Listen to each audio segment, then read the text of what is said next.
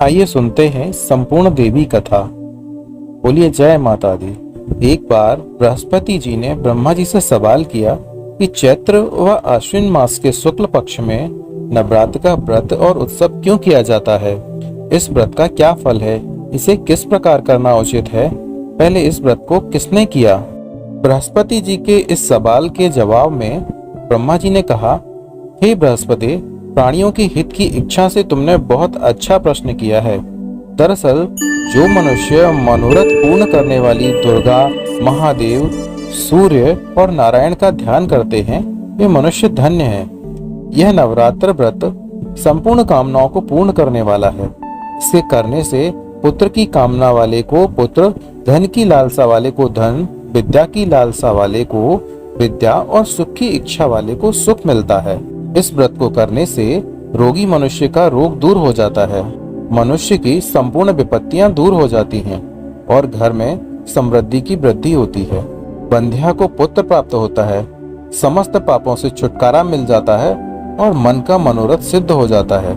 ब्रह्मा जी के अनुसार जो मनुष्य इस नवरात्र व्रत को नहीं करता वह अनेक दुखों को भोगता है और कष्ट व रोग से पीड़ित हो अंगहीनता को प्राप्त होता है।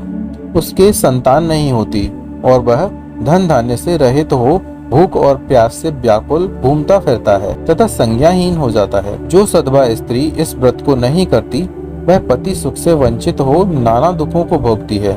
यदि व्रत करने वाला मनुष्य सारे दिन का उपवास न कर सके तो एक समय का भोजन करे और 10 दिन बांधवों सहित नवरात्र व्रत की कथा का श्रवण करे। हे बृहस्पति, जिसने पहले इस महाव्रत को किया है वह कथा मैं तुम्हें सुनाता हूँ, तुम सावधान होकर सुनो। इस प्रकार ब्रह्मा जी का वचन सुनकर बृहस्पति जी बोले, हे ब्राह्मण मनुष्यों का कल्याण करने वाले, इस व्रत के इतिहास को मेरे लिए कहो, मैं सावधान होकर सुन रहा हूँ। आपकी शरण में आए हुए मुझ पर कृपा करो। ब्रह्मा जी बोले, प्राचीन काल में मनोहर नगर में पीटक नाम का एक अनाथ ब्राह्मण रहता था। वह भगवती दुर्गा का भक्त था।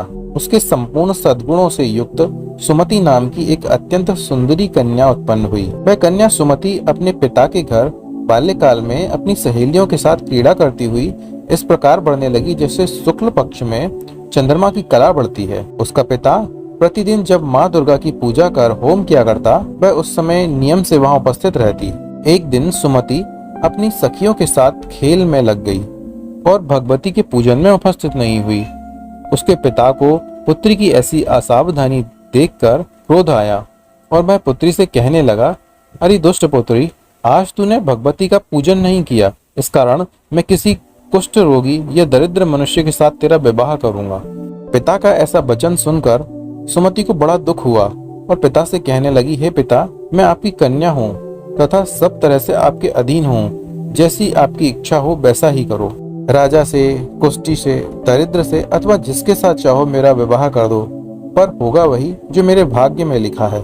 मेरा तो अटल विश्वास है, जो जैसा कर्म करता है उसको कर्मों के अनुसार वैसा ही फल प्राप्त होता है, क्योंकि कर्म करना मनुष्य के अधीन है पर फल देना ईश्वर के अधीन है। जैसे अग्नि में पड़ने से तृष्णा उसको अधिक प्रदीप्त कर देती है, इस प्रकार कन्या के निर्भयता से कहे हुए वचन सुनकर उस ब्राह्मण ने क्रोधित हो अपनी कन्या के विवाह एक कुष्ठी के साथ कर दिया और अत्यंत क्रोधित हो पुत्री से कहने लगा, हे पुत्री, अपने कर्म का फल भोगो, देखें भाग्य के भरोसे रहकर क्या करती हो। पिता के ऐसे कटु वचनों को सुन सुमति मन में विचार करने लगी, अहो मेरा बड़ा दुर्भाग्य है जिससे मुझे ऐसे पति मिला। इस तरह अपने दुख का विचार करती हुई वह कन्या अपने पति के साथ वन में चली गई और डरावने कुशा युक्त उस निर्जन वन में उन्होंने वह रात बड़े कष्टों से व्यतीत की। उस गरीब बालिका की ऐसी दशा देखकर देवी भगवती ने पूर्ण पुण्य के प्रभाव से प्रकट होकर सुमति से कहा, हे दीन ब्राह्मणी, मैं तुझसे प्रसन्न हूँ, तुम जो चाहो सो वरदान मांग सकती हो। भगवती दुर्गा का यह वचन सुनकर ब्राह्मणी ने कहा, आप कौन हो? देवी ने कहा, मैं आदिशक्ति भगवती हूँ और मैं ही ब्रह्म विद्या और सरस्वती हूँ। प्रसन्न होने पर मैं प्राणियों का दुख दूर कर उनको सुख प्रदान करती हूँ। हे ब्राह्मणी, मैं तुझ पर तेरे पूर्व जन्म के पुण्य के प्रभाव से प्रसन्न हूँ। तुम्हारे पूर्व जन्म का वृत्तांत मैं तुम्हें सुनाती हूँ। तू पूर्व जन्म में निषाद अर्थात भील की स्त्री थी और अति पतिव्रता थी। एक दिन तेरे पति निषाद ने चोरी की। चोरी करने के कारण तुम दोनों को सिपाहियों ने पकड़ लिया और ले जाकर जेल खाने में कैद कर दिया। उन लोगों ने तुझको और तेरे पति को भोजन भी नहीं दिया।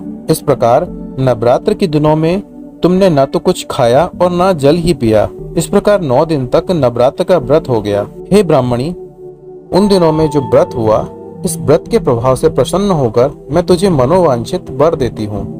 तुम्हारी जो इच्छा हो सो मांगो। इस प्रकार दुर्गा के वचन सुन ब्राह्मणी बोली, अगर आप मुझ पर प्रसन्न हैं तो हे दुर्गे, मैं आपको प्रणाम करती हूँ। कृपा करके मेरे पति का कोढ़ दूर कर दीजिए। तब देवी ने कहा, उन दिनों तुमने जो व्रत किया था, उस व्रत का 1 दिन का पुण्य पति का कोढ़ दूर करने के लिए अर्पण करो। उस पुण्य के प्रभाव से तेरा पति कोढ़ से मुक्त हो जाएगा। ब्रह्मा जी बोले, इस प्रकार देवी के वचन सुन वह ब्राह्मणी बहुत प्रसन्न हुई और पति को निरोग करने की इच्छा से जब उसने तथास्तु ऐसा वचन कहा, तब उसके पति का शरीर भगवती दुर्गा की कृपा से कुष्ठ से रहित हो अति कांतिवान हो गया। वह ब्राह्मणी पति की मनोहर देह को देख देवी की स्तुति करने लगी। हे दुर्गे, आप दुर्गति को दूर करने वाली, तीनों लोकों का संताप हरने वाली, समस्त दुखों को दूर करने वाली, रोगी मनुष्यों को निरोग करने वाली, प्रसन्न होकर मनोवांछित वर देने वाली और दुष्टों का नाश करने वाली जगत की माता हो। हे अम्बे, मुझ निरपराध अबला को मेरे पिता ने कुष्ठी मनुष्य के साथ विवाह कर घर से निकाल दिया। पिता से तिरस्कृत निर्जन वन में विचर रही हूँ। आपने मेरा इस विपदा से उद्धार किया है। हे देवी, आपको प्रणाम करती हूँ, मेरी रक्षा करो। ब्रह्मा जी बोले, हे बृहस्पति, उस ब्राह्मणी की ऐसी स्तुति सुन देवी बहुत प्रसन्न हुई और ब्राह्मणी से कहा, हे ब्राह्मणी, तेरे उदालय नामक अति बुद्धिमान, धनवान, कीर्तिवान और जितेंद्रिय पुत्र शीघ्र उत्पन्न होगा। ऐसा वर प्रदान कर देवी ने ब्राह्मणी से फिर कहा कि हे ब्राह्मणी, और जो कुछ तेरी इच्छा हो वह मांग ले। भगवती दुर्गा का ऐसा वचन सुन सुमति ने कहा, हे भगवती दुर्गे, अगर आप मुझ पर प्रसन्न हैं तो कृपा कर मुझे नवरात्र व्रत की विधि बताइए और उसके फल का विस्तार से वर्णन कीजिए। इस प्रकार ब्राह्मणी के वचन सुनकर दुर्गा ने कहा, हे ब्राह्मणी, मैं तुझे संपूर्ण पापों को दूर करने वाले नवरात्र व्रत की विधि बतलाती हूँ, जिसको सुनने से मोक्ष की प्राप्ति होती है। आश्विन मास के शुक्ल पक्ष की प्रतिपदा से लेकर 9 दिन तक विधि पूर्वक व्रत करें। यदि दिन भर का व्रत ना कर सकें तो एक समय का भोजन करें।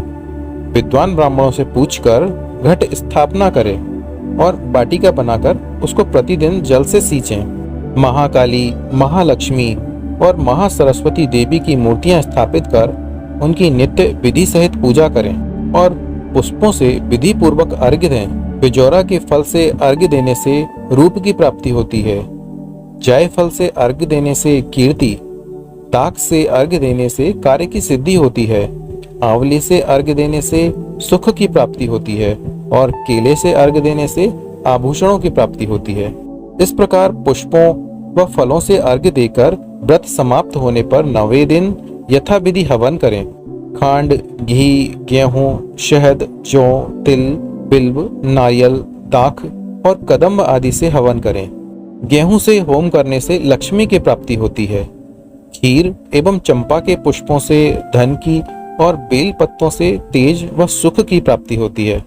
आंवले से कीर्ति की और केले से पुत्र की, कमल से राज सम्मान की और दाखों से संपदा की प्राप्ति होती है। खांड, घी, नारियल, शहद, जौ और तिल तथा फलों से होम करने से मनोवांछित वस्तु की प्राप्ति होती है। व्रत करने वाला मनुष्य इस विधि विधान से होम कर आचार्य को अत्यंत नम्रता के साथ प्रणाम करे और यज्ञ की सिद्धि के लिए उसे दक्षिणा दे। इस प्रकार बताई हुई विधि के अनुसार जो व्यक्ति व्रत करता है उसके सब मनोरथ सिद्ध होते हैं। इसमें तनिक भी संदेह नहीं है। इन 9 दिनों में जो कुछ दान आदि दिया जाता है उसका करोड़ों गुना फल मिलता है। इस नवरात्र व्रत के करने से अश्वमेघ यज्ञ का फल मिलता है। हे ब्राह्मणी, इस संपूर्ण कामनाओं को पूर्ण करने वाले उत्तम व्रत को तीर्थ, मंदिर अथवा घर में विधि के अनुसार करें। ब्रह्मा जी बोले, हे बृहस्पति, इस प्रकार ब्राह्मणी को व्रत की विधि और फल बताकर देवी अंतर्ध्यान हो गयी। जो मनुष्य या स्त्री इस व्रत को भक्ति पूर्वक करता है वह इस लोक में सुख प्राप्त कर अंत में दुर्लभ मोक्ष को प्राप्त होता है। हे बृहस्पति, यह इस दुर्लभ व्रत का महात्म्य है जो मैंने तुम्हें बतलाया है। यह सुन बृहस्पति जी आनंद से प्रफुल्लित हो गए और ब्रह्मा जी से कहने लगे कि हे ब्राह्मण, आपने मुझ पर अति कृपा की जो मुझे इस नवरात्र व्रत का महात्म्य सुनाया। ब्रह्मा जी बोले, हे बृहस्पति, यह देवी भगवती शक्ति संपूर्ण लोकों का पालन करने वाली है। इस महादेवी के प्रभाव को कौन जान सकता है। बोलिए जय माँ भगवती।